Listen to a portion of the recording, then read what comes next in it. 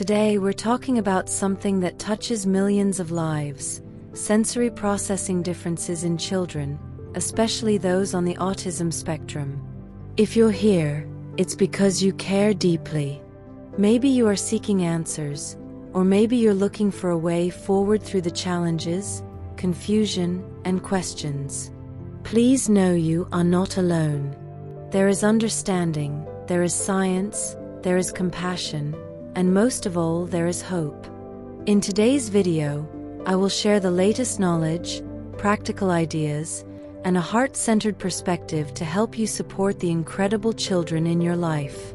Stay with me until the very end, because together, we'll uncover not just information but true empowerment, real strategies, and the deep belief that every child, no matter their challenges, is filled with greatness. You are stronger than you know. And every small step you take today can create a lifetime of difference. Thank you for being here. Let's walk this brave journey together. As parents, facing sensory processing differences in your child can feel overwhelming. Socially, you may watch your child struggle to connect with others, feeling isolated in parks, birthday parties, even at simple family gatherings. But with the right support like social skills groups, sensory-friendly playdates, and gentle exposure therapy, your child can build real, meaningful friendships. Medically, you might feel helpless when everyday things, a scratchy shirt, a loud room, cause tears and meltdowns. Sensory integration therapy and occupational therapy offer real hope, teaching the brain to process touch, sound, and movement more calmly, giving your child more peace. Psychologically, the emotional toll can be heavy both for your child and for you. Anxiety, frustration, fear of the unknown. But with child-led therapies, trauma-informed counseling, and parent coaching, healing is absolutely possible. At school, misunderstandings can be heartbreaking. Teachers might label a sensory child as difficult or disruptive. But with proper IEP plans, sensory accommodations, and team collaboration, your child can shine where once they struggled. The path is not always easy, but it is filled with hope. Every small step, every new tool, every ounce of patience brings your child closer to a life of strength, connection, and joy. You are not alone. Stay with me, Bika SE. Today we walk this brave journey together. We celebrate every child's unique path to thriving. Today we're talking about something close to many hearts: sensory processing differences, and the new understanding we have about them at the current time. Let's observe a truth we embrace.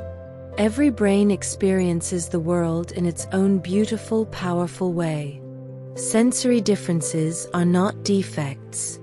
They are unique ways of feeling, sensing, and connecting with life.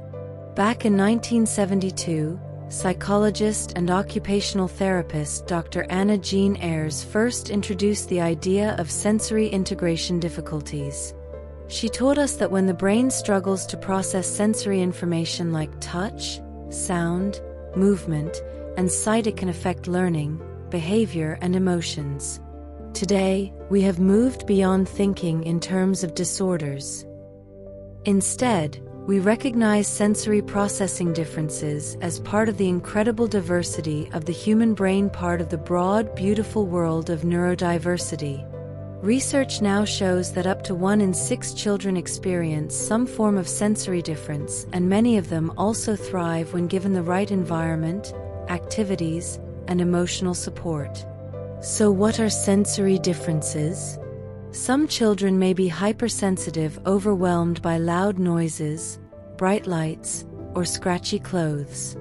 Others may be hyposensitive, craving deep pressure, intense movement, or strong flavors. And many children move between these experiences from moment to moment. Instead of labeling these responses as wrong, we now ask, what does this child need to feel safe, joyful, and connected? Incredible new studies have shown that simple, everyday practices can significantly improve sensory integration. Nature walks reduce sensory overload and support emotional regulation. Movement-based therapies, like occupational therapy, and playful activities, like balancing, swinging, and dancing, strengthen sensory pathways. Mindful food preparation involving children in washing veggies, smelling herbs, and stirring colorful meals builds healthy sensory experiences around food and eating. Nutrition is another powerful tool. We now know that a healthy gut microbiome plays a huge role in sensory processing and emotional balance.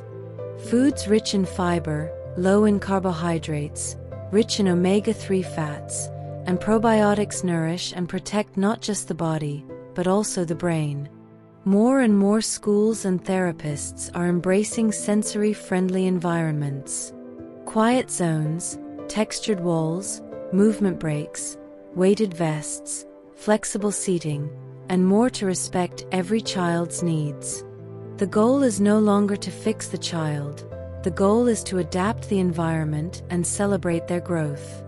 At home, simple activities like building a sensory bin, painting with big brushes, playing music, and hopping stones in the garden can transform daily life into joyful therapy.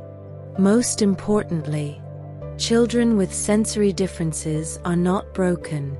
They are brave explorers, feeling the world in ways many of us can't even imagine.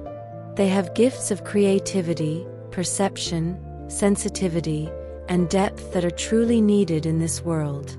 Nowadays, we move forward with hope, understanding, and a strong belief. When we honor sensory differences, when we offer love, movement, nourishment, and safe spaces, every child shines. Thank you for being part of this beautiful journey with us. Don't forget to like, share, and subscribe to keep spreading kindness and real understanding. Together, we are building a more compassionate world, one brave step at a time.